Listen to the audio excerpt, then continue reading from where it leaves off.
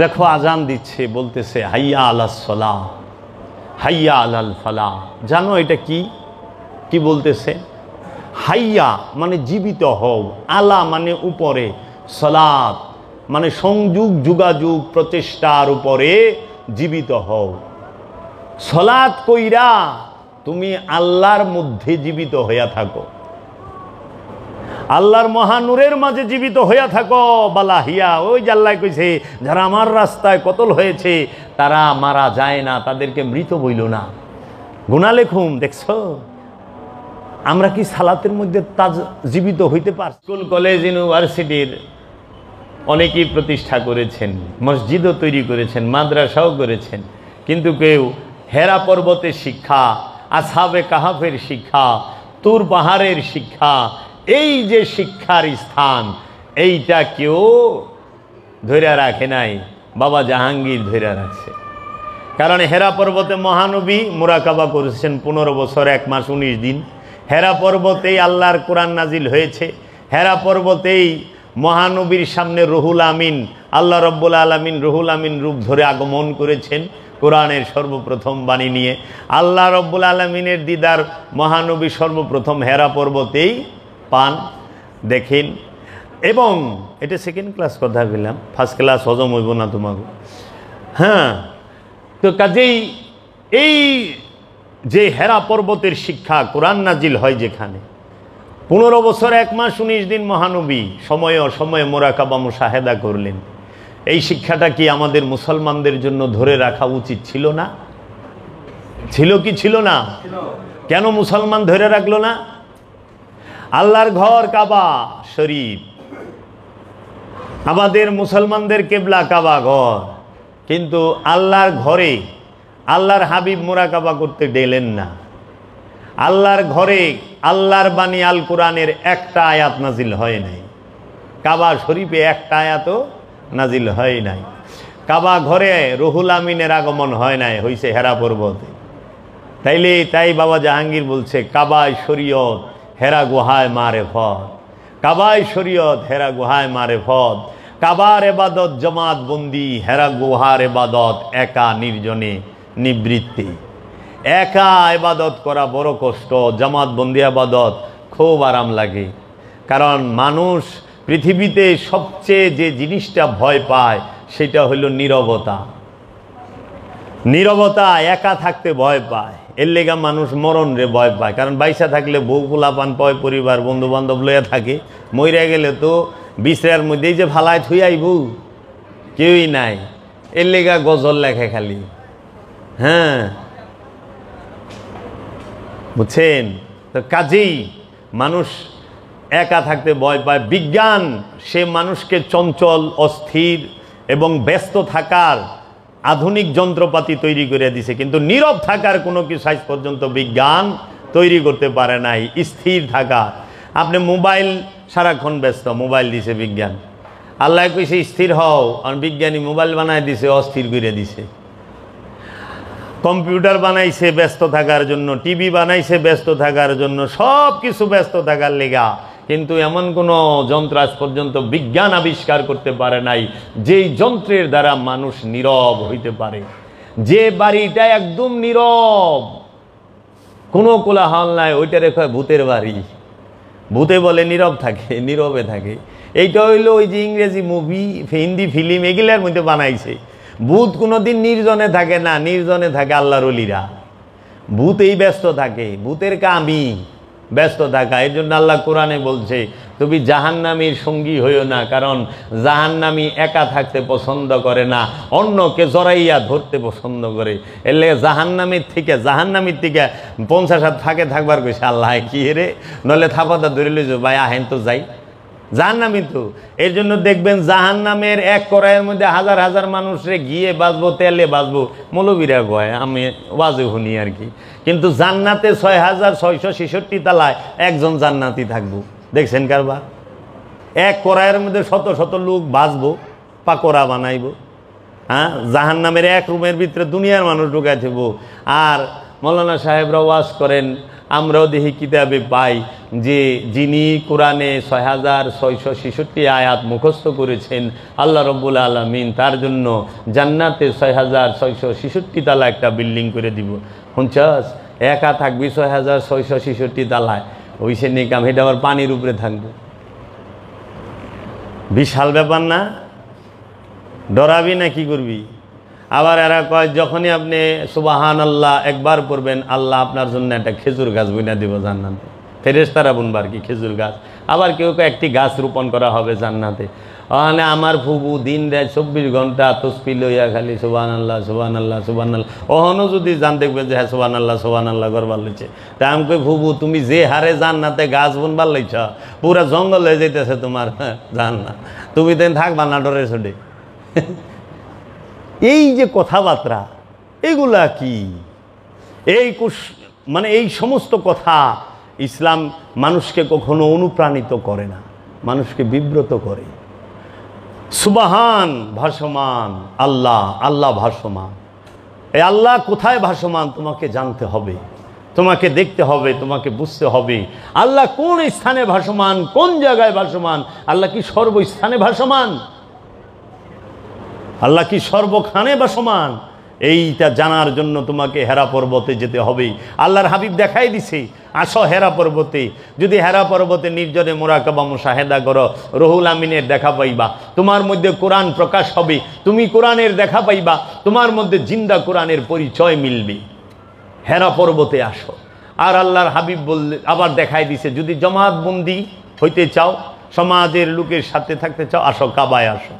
কাবা জমাতবন্দি, হেরা পর্বত একা নির্জনে। তাই এলমে তাসাউফ, এলমে মারেফত ব্যক্তি কেন্দ্রিক, সমাজ কেন্দ্রিক নয়, বুঝছো বাবা? ব্যক্তি কেন্দ্রিক। আসহাবে কাহাফ, সূরা কাহাফ পড়ো। আসহাবে কাহাফের 7 জন সঙ্গী ৩০৯ বছর কাহাফের গুহায় তারা মুরাকাবা ধ্যানস্থ অবস্থায় ছিলেন ৩০৯ বছর। যেই যুবকেরা যেইভাবে গেছেন তাদের বডি ফিটনেস ওই রকমই ছিল, শুধু চুল, নখ, গুপ, দাড়ি বড় হয়েছিল, তারা বৃদ্ধ হয় নাই। তাই অস্ট্রেলিয়ার বিজ্ঞানীরা শুনেছি গবেষণা করতেছে যে মানুষের বডির মধ্যে এমন একটা জিনিস আছে যেই জিনিসটার দ্বারা মানুষ বৃদ্ধ হয়।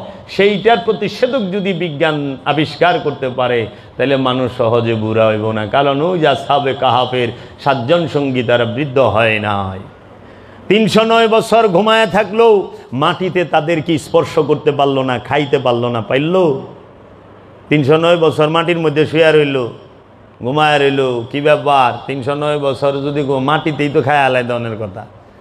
৩০৯ বছরে খিদা লাগলো না, ৩০৯ বছরে ঘুম ভাঙলো না, ৩০৯ বছরে প্রকৃতির ডাকে সাড়া দেওয়া লাগলো না। কেমন মুরাকাবা মুশাহেদা করেছে। আপনারা কি এখান থেকে উপলব্ধি করতে পারেন না মুরাকাবা মুশাহেদার পাওয়ার কি? এটা সুপ্রিম পাওয়ার, যার কাছে সবাই নত হইতে বাধ্য। এই শিক্ষা মুসলমান সমাজ ধরল না এই উমাইয়া আব্বাসিয়াদের চক্রান্তে। আসহাবে কাহাফের শিক্ষা ধরল না, রসুলের সুন্নত ধরল না। 15 বছর 1 মাস 19 দিন তুর পাহাড়ে মুসা নবী 40 দিনের মুরাকাবায় গেলেন, নবী হওয়ার পরেও মুরাকাবায় গেলেন। আর আমরা হায় রে খোদা, মানুষই এই নেই তাও মুরাকাবায় যেবার চাই না।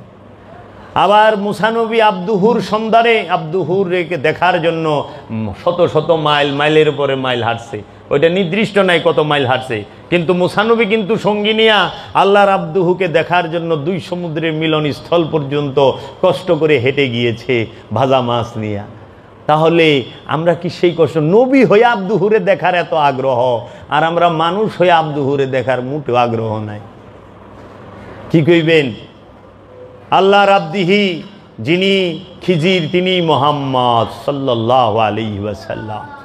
তাই মুসা নবী মহানবীকে দেখার জন্য মাইলের পর মাইল হাঁটছে। মুসা নবী যেই আল্লাহর আব্দুহু দেখেছেন, যিনি খিজির, তিনি স্বয়ং মুহাম্মদ সাল্লাল্লাহু আলাইহি ওয়াসাল্লাম, যিনি মুসা নবীকেও জ্ঞান দিয়েছেন এবং মুসা নবীর মতো নবীকে বলেছেন আপনি জ্ঞান অর্জন তো পরের কথা, আপনি আমার সাথে ধৈর্য ধারণ করে থাকতে পারবেন না। পারবেন না কয়ে দিস, আসলেই তো পারে নাই। মহানবী কেন সর্বশ্রেষ্ঠ নবী? মহানবী কোরআনে 4টা গুণে গুণান্বিত, 4টা তার যে তিনি নবী, তিনি রসুল, তিনি ওলি, তিনি আব্দুহু।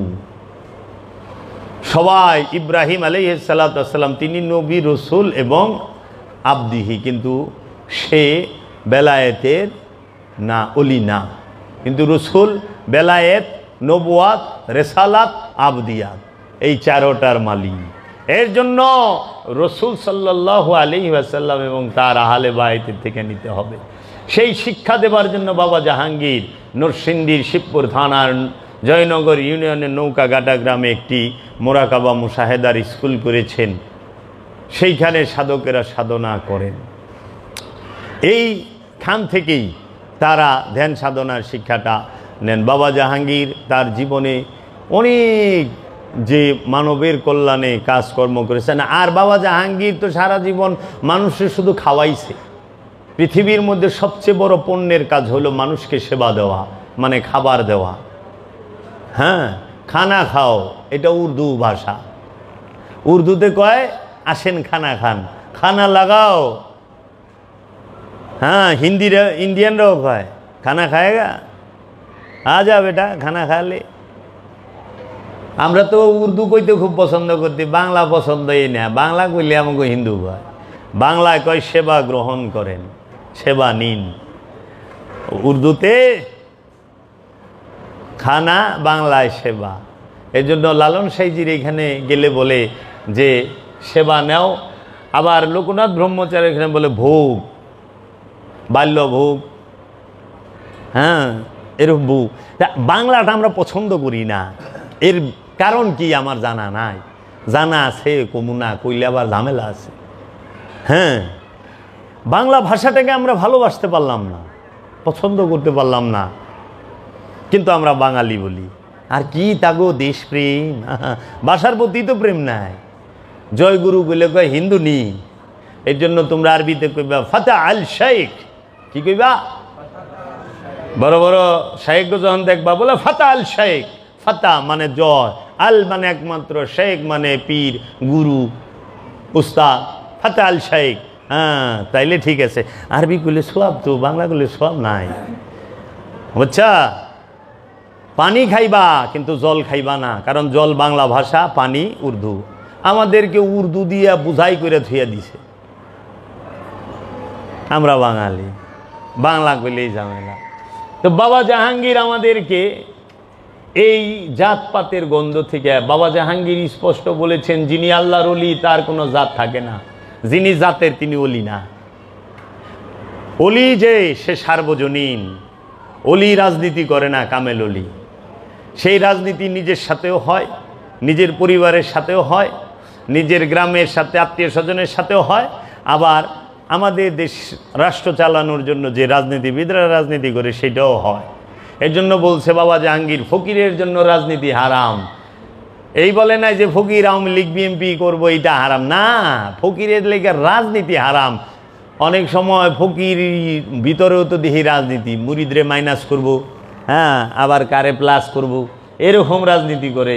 বড় ভাইয়ের মাল কেমনে কোন অজুহাত দিয়ে খায় হালাইব, হ্যাঁ, বৈঠক ওয়ারিশ দিব না, হ্যাঁ, সব নিজেই, আমি কি হনুরে, এইরকম ভাব থাকে। কিন্তু ফকির তা করে না। ফকির কি রাজত্ব দান করে, ফকির বাদশাহী দান করে। খাজা বাবায় বাদশাহী দান করছে মোহাম্মদ গুরিরে, শাহজালাল বাবা সুলতান গিয়াসউদ্দিন আজম শাহরে ফকিরি দান করেছে। তাই বাবা জাহাঙ্গীর তিনি হেরা পর্বতের শিক্ষাটা ধরে দিয়েছেন। এই মানুষ যখন হেরা পর্বতের শিক্ষা আবার আসবে, মানুষ মানুষ হবে। বই পইরা মানুষ হওয়া যায় না, মানুষের সঙ্গ করলে মানুষ হওয়া যায়। বই পইরা মানুষ হওয়া যায়? বই পইরা মানুষ হইলে পৃথিবীর সবচেয়ে বড় বড় সুর গিনা সবচেয়ে বেশি বই পড়েনেওয়ালা বাংলাদেশের সবচেয়ে বড় বড় সুর সবচেয়ে বড় বড় বই পড়ছে না, বড় বড় ডিগ্রি আছে না? দেখেন তো, বাংলাদেশের সর্বশ্রেষ্ঠ সাধু যে, তার কোনো ডিগ্রি নেই। বাবা লালন সাইজি, সুফি সম্রাট লালন সাইজি, তার কি ডিগ্রি আছে? কোনো ডিগ্রি নাই, কিন্তু সে সুফি সম্রাট। আর সুর সম্রাট যে বাংলাদেশের, হ্যাঁ দেখেন গা বিসিএস করা, বড় বড় বই পড়ছে। আমি তো দেখি সুর হইতে গেলে বড় বড় বই ভরণ লাগে, ডাহাইতে বের গেলে বই ভরণ লাগে, কিন্তু অলি হইতে গেলে বই পড়ার লাগে না, অলির সহবত লাগে। অলি হইতে গেলে বই পড়া ভালো হয়, খারাপ যে হয় সব তা না, কিন্তু খারাপের সংখ্যাটাই বেশি। আমরা যাহা পড়ি তাহা করি না, আর যাহা করি তাহা আমরা পড়ি না। সারা জীবন পড়লাম সৎসঙ্গে স্বর্গবাস, অসৎসঙ্গে সর্বনাশ, সদা সত্য বলিব মিথ্যা বলিব না, মিথ্যা বলা মহাপাপ।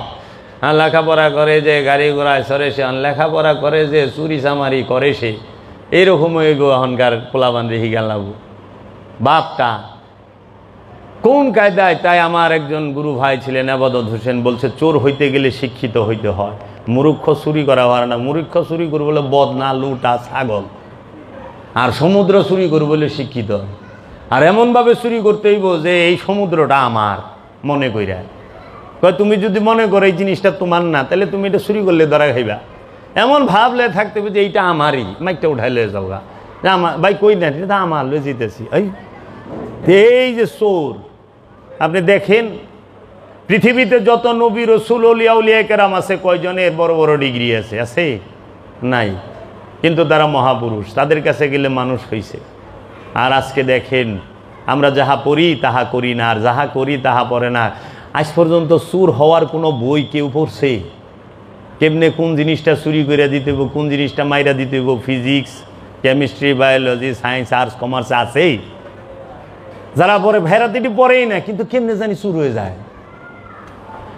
একদিন পড়লো না, কিচ্ছু করলো না, এই সাবজেক্টই নাই। কোনো ইউনিভার্সিটিতে আছে চুরির উপরে পিএইচডি নাই তো, কিন্তু ইউনিভার্সিটি পাস করার পরে হ্যাঁ বিখ্যাত চুর বাইরে। তার মানে কি? চুর হইতে বই পড়ন লাগে না, কারণ চুরের যে সবচেয়ে বড় উস্তাদ, হ্যাঁ চুরের ভিতরে বই রয়েছে। সমস্ত চুরে গো সবচেয়ে বড় উস্তাদ হইল ইবলিশ, শয়তান, হ্যাঁ তো ভিতরে। এর লেগা চুর হইতে বই পড়ন লাগে না, উস্তাদের ভিতরে আছে। লুবি হইতে বই পড়ন লাগে?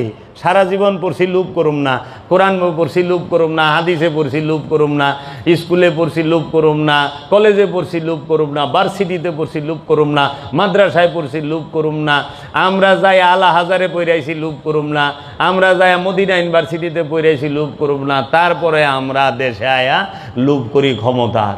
একজনের নামে মিশা কথা অনর্গল কইতাছি, তো মিশা কথা কোয়া কি মহাপাপ না? তাই যে কয় মিশা কথা কয়, হের পিছে ইত্তেদা হবে না? তা আমি যদি হ্যাঁ এমনভাবে মিশা কথা কইতেছে এইটি সত্য। এখানে কেন আইলাম? আমার বাবা জাহাঙ্গীরের মুরিদ খলিফা ছিলেন। বাবা জাহাঙ্গীরের 25 আগস্টের ওরসে ব্যান্ড পার্টি বাজতেছিল, কাওয়ালি হচ্ছিল, জিকির চলতেছিল। এই জিকিরের সময় আমার বাবার খুব জজবার হাল ছিল। আমার বাবা যখন চরমোনাই পীরের মুরিদ ছিলেন, এই পাশে 1 গ্রাম পরেই ভবানীপুর মসজিদে তিনি 1-150 মানুষ নিয়ে যখন জিকির করতেন, এইখান থেকে এই গ্রাম থেকে শোনা যেত যে মৌলানা আফসারউদ্দিন জিকির করতে আছে। এইরকম তো ওনার ওই হাল, জজবাতের হালটা ছিল। বাবা জাহাঙ্গীরের এখানে যখন চলতেছে, বাবা জাহাঙ্গীর দরবার হলে বসা, তার আসনে ব্যান্ড পার্টি বাজতেছে, কাওয়ালি হচ্ছে, জিকির হচ্ছে। আমার বাবায় তার মুর্শিদরে দেখতে দেখতে ওই জিকিরের জজবার হালেই জিকিরের মধ্যে 3টা চিৎকার দিছে। এই 3 চিৎকারেই সে চোখ বন্ধ করছে, আর চোখ খুলে নাই। 2008 সালে তিনি চলে গেলেন। এলমে তাসাউফের মধ্যে ফকিরি লাইনে বলা হয় পীরের বাড়ি ভক্তের কাবা, মুর্শিদের দরবার ভক্তের কাবা ঘর। মুর্শিদ ভক্তের কাছে রসুল, মুর্শিদি ভক্তের কাছে গুরু, মুর্শিদি ভক্তের কাছে তার সম্পদ, তার জীবন। তাপন মুর্শিদকে দেখতে দেখতে মুর্শিদের দরবার হলের ভিতরে, মুর্শিদের সামনে একদম বরাবর মুর্শিদকে তাকায়া দেখতে দেখতে তার প্রাণ দেহ থেকে আলাদা হয়ে যায়। এর থেকে খুশ নসিব, এর থেকে বড় নসিব, এবং জজবাতের হালে চলে যায়, ইশকের হালে চলে যায়। এই খুশ নসিব জগতে কারো হয় না। শত শত বছর পরে এইরকম নসিবালা মানুষ পাওয়া যায়। এরা ইতিহাস হয়ে থাকে, প্রেমের নিদর্শন হয়ে থাকে। আমার বাবা বলছে, দয়াল মুর্শিদ, আপন মুর্শিদের বাড়িতে মাথা নিচা করিয়া যায়। আপন মুর্শিদের মুরিদ যারা, তাদের সাথে বিনয়ের ভাষায় কথা বলল। আদব, আদব, ভক্তি, মহব্বত, তিনটা জরুরি। ঠিক এই টাইমটা আমার বাবারে রাখা হইল, মানে রাখা শেষ, আজান দিচ্ছে। দেখো আজান দিচ্ছে, বলতেছে হাইয়া আলাস সালাহ, হাইয়া আলাল ফালাহ। জানো এটা কি কি বলতেছে? হাইয়া মানে জীবিত হও, আলা মানে উপরে, সালাত মানে সংযোগ, যোগাযোগ, প্রচেষ্টার উপরে জীবিত হও। সালাত কইরা তুমি আল্লাহর মধ্যে জীবিত হইয়া থাকো, আল্লাহর মহানূরের মাঝে জীবিত হইয়া থাকো। বালাহিয়া, ওই যে আল্লাহ কইছে যারা আমার রাস্তায় কতল হয়েছে তারা মারা যায় না, তাদেরকে মৃত বইল না, গুনাহ লেখুম। দেখছো আমরা কি সালাতের মধ্যে জীবিত হইতে পারছি? আমরা এটা জানি না, আমাদের ভুল অর্থ শোনায়। হাইয়া আলাল সালাহ, সালাতের জন্য এসো, হাইয়া আলাল ফালাহ, কল্যাণের জন্য এসো। তাহলে এটার আরবি হইতো তালে সালাত। তাল মানে আসো, সালাত নামাজের জন্য। কিন্তু কইছে হাইয়া আলাল ফালাহ, হাইয়া মানে জীবিত হও, আলা মানে উপরে, ফালা মানে কল্যাণ, কল্যাণের উপরে জীবিত হও। তুমি যখন কল্যাণের উপরে জীবিত হইতে পারবা তখন তুমি অন্য কাহারও কল্যাণ করতে পারবা। এর আগে কল্যাণ সম্ভব না। লুবিকে দিয়া তুমি লুবি ঠেকাইতে পারবা? হাইয়া আলাস সালাত, হাইয়া আলাল ফালাহ। আল্লাহু আকবার, আল্লাহু আকবার। আল্লাহ বড়, আল্লাহ মহান, আল্লাহ বড়। আল্লাহ কিসের বড়? আল্লাহ তোমার নিয়তের ঊর্ধ্বে থাকবে, তোমার নিয়তের সর্বস্থলে আল্লাহ থাকবে, তখন আল্লাহ তোমার কাছে বড়। তোমার কর্মের মধ্যে আল্লাহ থাকবে, আল্লাহর ইচ্ছা থাকবে প্রতিটা কর্মে, আল্লাহর ইচ্ছা মতো তুমি কর্ম করবা, তাইলে তোমার কাছে আল্লাহু আকবার। আল্লাহু আকবার কেমনে হবে? যখন তুমি আল্লাহর ইচ্ছা ছাড়া কোনো কাজ করবা না, তখন আল্লাহু আকবার তোমার কাছে। আর নাহলে শুধু এই মুখেই কয়ে গেলা, সারা জীবন মাইক দিয়েই কয়ে গেলা, কিন্তু বাস্তবে প্রতিষ্ঠিত করতে পারলা না, বাস্তবে সেটাকে হৃদয়ে ধারণ করতে পারলা না। আমরা বলি তো আমরা কয়টা কর্ম আল্লাহর ইচ্ছায় করি আর কয়টা কর্ম নিজের ইচ্ছায় করি? আমরা কয়টা কর্ম আল্লাহর জন্য করি আর কয়টা কর্ম নিজের জন্য করি? আমি তো দেখি সকাল থেকে ঘুমে উঠার থেকে নিয়ে ঘুমানো পর্যন্ত যত কর্ম করি সবই নিজের লেগে, আল্লাহর লেগে কোনো কর্মই করি না। নামাজ পড়ি সেইটাও নিজের লেগে, নামাজ পড়াতে আল্লাহর লেগে কোনো না। আল্লাহর জন্য কি জানো? অসহায়কে সাহারা দেওয়া, বস্ত্রহীনকে বস্ত্র দেওয়া, অন্নহীনকে অন্ন দেওয়া, যার ঘর নাই তাকে ঘরের ব্যবস্থা করে দেওয়া। এটি হলো আল্লাহর দাসত্ব। আল্লাহ মিলেও বইবে। নবীরা কি এই অন্ন যার নাই তারে অন্ন দিছে, নাকি যে নামাজ পড়ে না হের ঘর ধরে না নামাজ পড়াইছে? বাবা জাহাঙ্গীর কইছে তুমি ধর্ম শোনার উপযুক্ত হও নাই, ধর্ম করবা কই থেকে? কি রে, তোমার পেটে খিদা, যখন পেটে ক্ষুধা থাকে, পেট জ্বলে, তখন কোরআন হাদিসের মিঠা কথাও ভালো লাগে না, কারণ পেটে তো খিদা। ওই যে প্রবাদ আছে, সুরে নাহি শুনে ধর্মের কাহিনী। সুর ধর্মের কাহিনী শুনবো কই থেকে? কারণ সুরের বউ না খায়া রয়েছে, সুরের পোলাপান না খায়া রয়েছে। এখন চুরি কইরা নিলে কিছু খায়া পারবো, ক্ষুধার তো তুমি ধর্ম কই থেকে শুনবা? এর জন্য আল্লাহর ওলিরা কি করে জানো? তার দরবারে আইলে প্রথমে পেটটা করে খাওয়া, বাবা খা, আল্লাহ ব একটু, আমি দুইটা কথা কই হই না যা। এটা হলো সুন্নতে রসুল। আল্লাহ রসুল কাফের গো দাওয়াত দিত, আসো আমার বাড়িতে। ওই সময় তো অভাব, 2024 দিয়ে মাপ লইব না।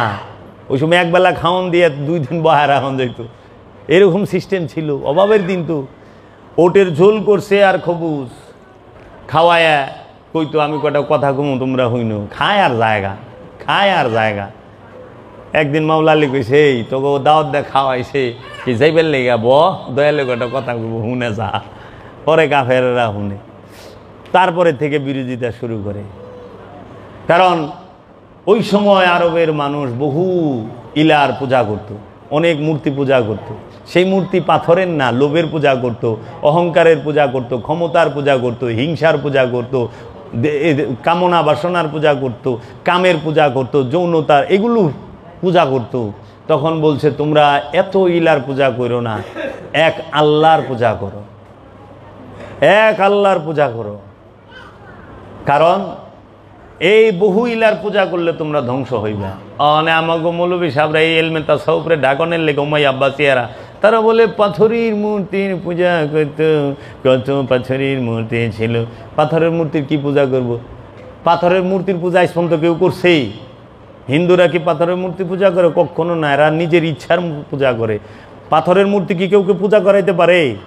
না, আমার ইচ্ছায় বলে যে তুই পাথরটারে পূজা কর, তা আমি সর্বক্ষণ নিজের ইচ্ছার পূজা করি, বুঝছো?